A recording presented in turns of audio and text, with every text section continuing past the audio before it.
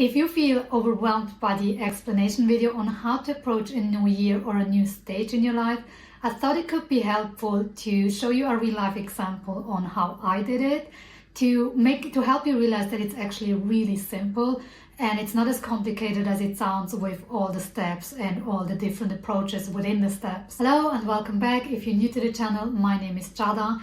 This video is basically the follow-up video on how to prepare for your next stage in life. So if you haven't watched it yet, feel free to do so. It's going to be in the description box down below and up above. In this video, I'm going to specifically share what each step of the 5 steps looked like for me, to give you a little inspiration, but also a little bit of perspective on how simple you can make it for yourself.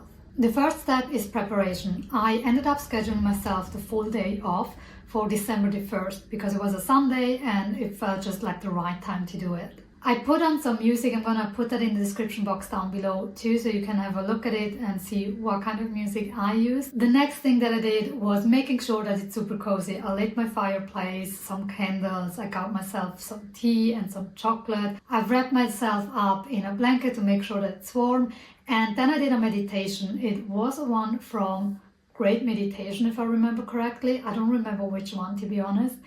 And the funny thing is, I started doing it with the intention of centering myself and getting clear, but the meditation started and I just went blank. I didn't do anything of what they said. I just became all of a sudden very calm. So the meditation was running in the background and I was just looking into the fire. Once the meditation was over, it wasn't more than like 5 or 10 minutes. I started with the actual process. And this is actually also a really cool example on showing you that it might not go as you planned, but you still get the results that you want.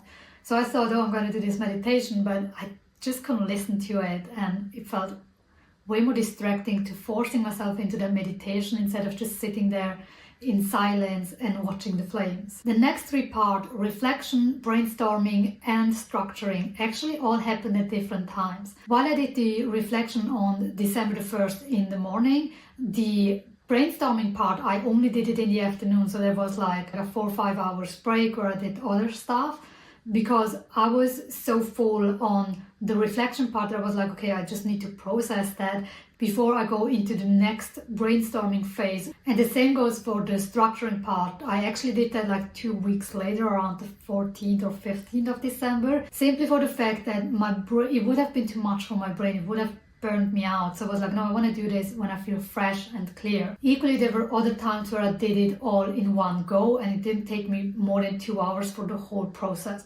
But this time I just didn't feel like it. It just felt like taking a lot of time. As for the reflection part itself, I like to do it free flow. I just start writing everything out that comes to mind, with the main focus on what was good, what was bad, and what was magical. So this is basically the frame that I use, or the guideline that I use. The only thing that I personally take a closer look at is on what have I achieved, because I do have a tendency of looking at where I am right now and thinking, oh, I haven't even accomplished 1/10 of the things that I wanted to do. And so I have to actively shift my focus of all the things that I did achieve, even though maybe some goals that I wanted to achieve didn't happen. And it's important for me to make sure I don't get into a negative state of like, oh, this year was wasted, but really noticing all the things that I have accomplished. Then the brainstorming part, which I did later that day, I also like to do free flow. So it was already dark and I'm going to show you a picture of what it looked like when I was doing the brainstorming. So it was super, super cool. The way I approached this step was actually in 2 ways. On one side, I did like a free flow scripting or brainstorming session where I just wrote down everything that I wanted to see, experience and achieve. And then I did like a second version of it where I thought of it in terms of life areas. I thought of my 8 life areas, and I brainstormed what I wanted each life area to look like. What I like about this approach of having this free flow brainstorming, but also brainstorming by life areas, is that you will notice that you're getting repetitive.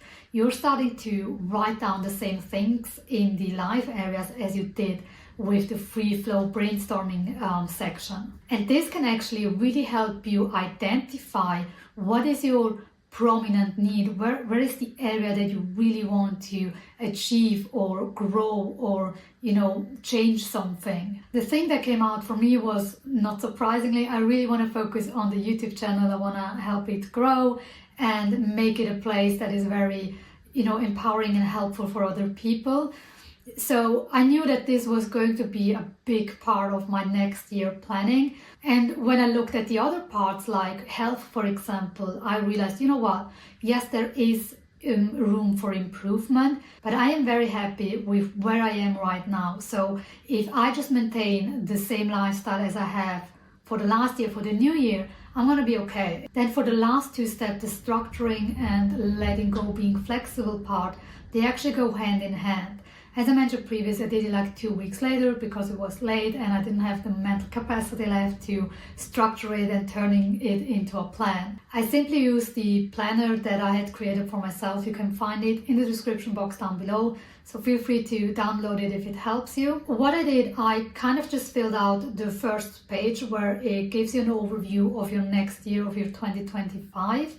And just filled out those parts like my main focuses, my main areas, my theme of the year. The next thing that I do, I take the 3 goals that I have defined and divide them into quarterly goals. What do I need to achieve each quarter to achieve my ultimate goal?